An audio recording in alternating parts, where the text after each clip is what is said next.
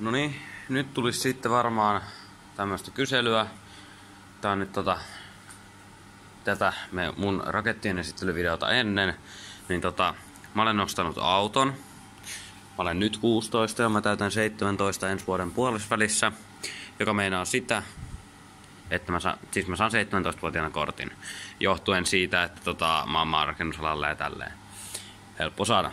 Niin on nostanut autoprojektin. Tämmönen Nissan Primera 2-litrainen bensa. Ja tää maksoi aivan hullun määrän tietenkin joo.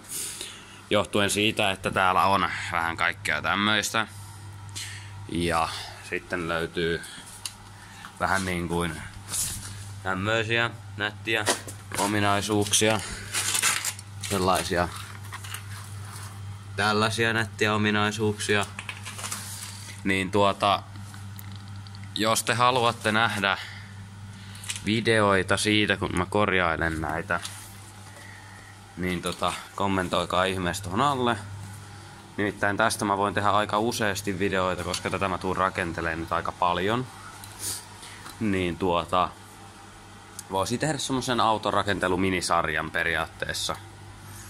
Ja siis muuten tässä on pellit kaikki muuten kunnossa. Toi on ainut mikä tässä on vikaa pelleissä. Muuten nämä on hyvässä kunnossa kaikki pellit. Ja jos ei nyt muutamia pieniä kivenhakkaumia lasketa tollasia pieniä pisteitä. Mutta jos kiinnostaa nähdä tästä videota, tosissaan Nissan Primera 2-litrainen bensakone. Löytyy lintuloodat, löytyy kaikki muut. Ja esimerkiksi tommosen valon korjausta, ihan kaikkea niinku videota tulee löytymään. Jos kiinnostaa, niin kommentoikaa, että haluatte nähdä. Tuun tekemään ehkä pari videoa, mutta jos ei suosio ole, niin sit palaan takaisin noihin raketteihin ja pommeihin. Ja tulee varmaan tehtyä siinä samalla, mutta sitten muistakaa kaikille oikeasti turvallista uutta vuotta. Älkää räjäyttäkö sormianne irti. Vetäkää kaikki vähän silleen mieluummin yliturvallisesti kuin riskillä. Eipä siinä. Nauttikaa videosta. No niin, eli morjesta taas. MR-pommittaja täällä taas. Ja tänään on rakettien esittelyvideo. Näitähän ei tänä vuonna paljon ole, niin kuin näkyy. Mutta enimmäkseen se johtuu siitä, että autoon, joka näitte äsken tuossa alussa, menee jonkin verran rahaa. Niin se vie vähän rahaa, niin sen takia en ole tänä vuonna ostanut paljon. Mutta autosta puheen ollen, laittakaa kommentteihin niin kuin arviota, että paljonko mä maksoin tuosta autosta. Siinä on 5 eri juttua, minkä takia se ei ole päässyt katsastuksesta läpi. Ei ole leimas tällä hetkellä. Ja mitäs siinä oli? Nastaero liian suuri, no se on joku aikaisempi omistaja on ollut sen verran tyhmä, että se on surittanut kaikki nastat siitä irti edestä. Mitä muita syitä siinä oli?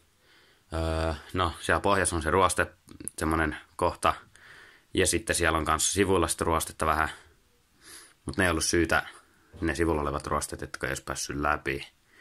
Lampa-arvot on päin helvettiä, mutta se johtuu siitä, että siellä on pohjassa tai tuolla putkessa niin on alkupäässä pikku reikä, jonka mä paikkaan. Ja eipä muuta. Muuten ihan kunnossa kaikilla tavoin periaatteessa. Niin heittäkää arvioi, että paljonko mä oon maksanut.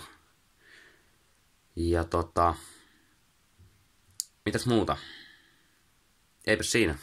Videon pariin.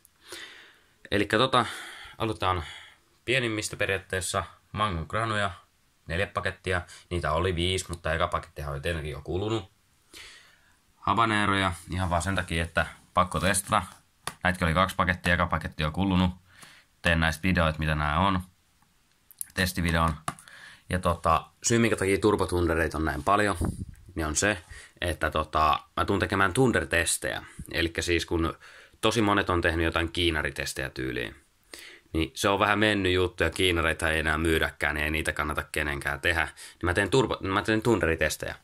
Elikkä ihan kaikkialle mahdollisiin paikkoihin laitan tundereita. Antakaa mulle jotain ideoita, niin että mitä kaikkea haluatte, että testaan tundereiden kanssa. Minne kaikkialle laitan, tai niin kuin missä kaikkialla testaan niitä. Sitten jos jotain kiinnostaa, mä voin jopa avata yhden tommosen tunderin, jos oikeasti jotain kiinnostaa.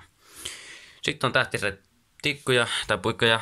Se johtuu eniten siitä, mutta näiden ostamisen syy on se, että näistä saa tehtyä savupommeja tämmösiä. Ja mä tarvin muutenkin näitä. Nämä on aika hyviä sytytyslankoja noissa omissa testeissä.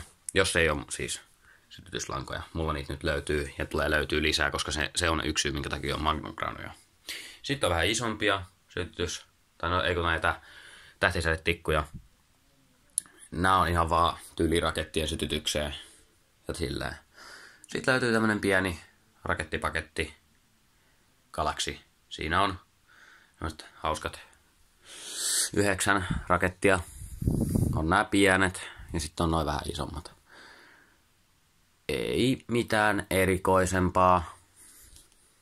Noilla mennään. Ja mikä on loppuhinta kaikille raketeille, niin sehän on aivan uskomaton. 54,10 €, koska alkuperäisesti 11 pakettia oli tundereita, mutta kun niitä on mennyt jo 2 pakettia.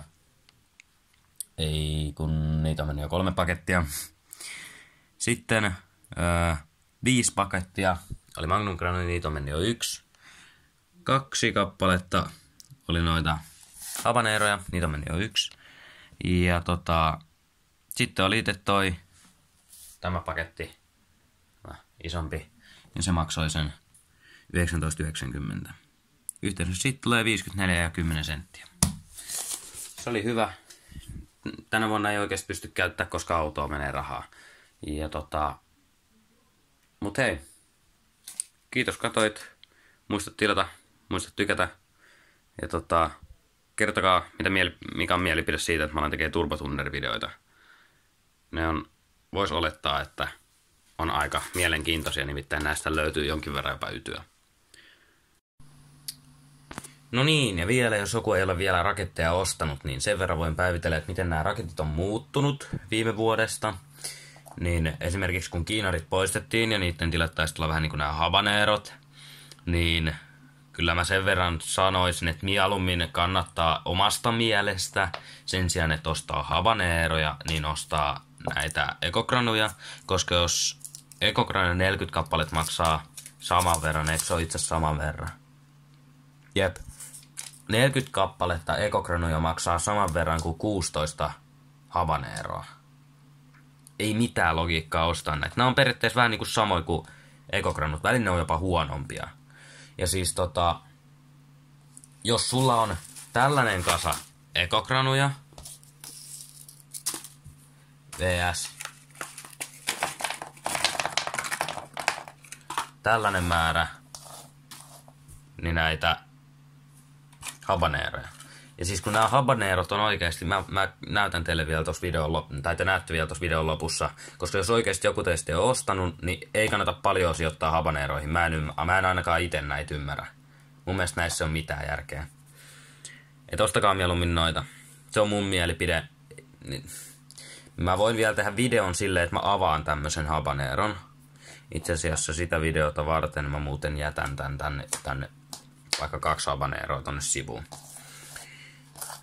Ja käydään nyt testaamassa 2 habaneroa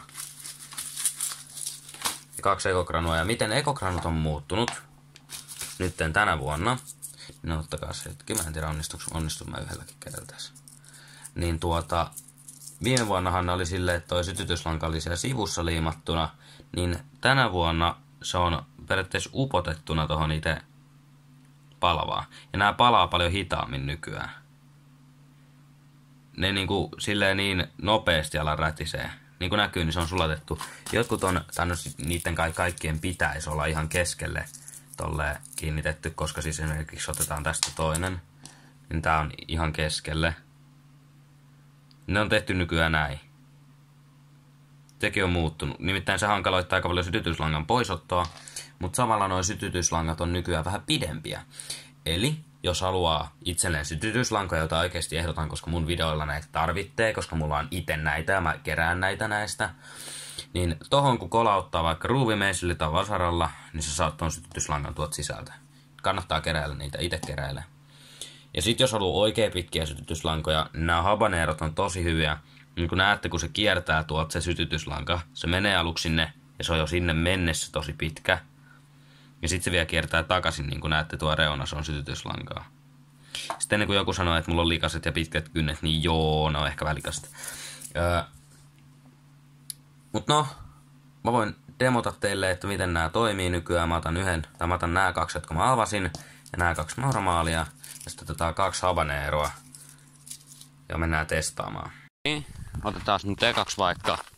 Mennään tänne näistä. Tänne testaamaan. Elikkä ekaksi vaikka testataan tollanen habanero, joka tipahti. Niin laitetaan se nyt sitten vaikka tohon noin. Elikkä ekaksi habanero. Niin, katsotaan miten mä onnistun tämän sytyttämisessä. Tästähän voi tulla vaikka mielenkiintoista.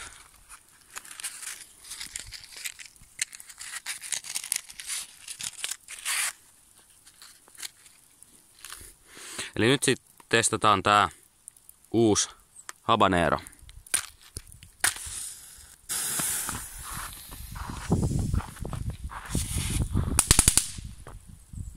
Se on siinä. Noita on 16 kappaletta. Saman verran maksaa kuin näitä ekokranuja. 40 kappaletta. Katsotaan mitä ekokranu tekee.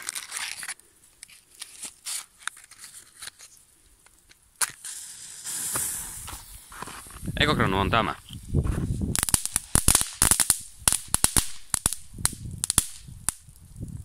Niin kyllä mä voisin sanoa itse ainakin, että kyllä se on enemmän rahanarvoinen toi ekokranu kuin toi habanero. Siinä on habanero.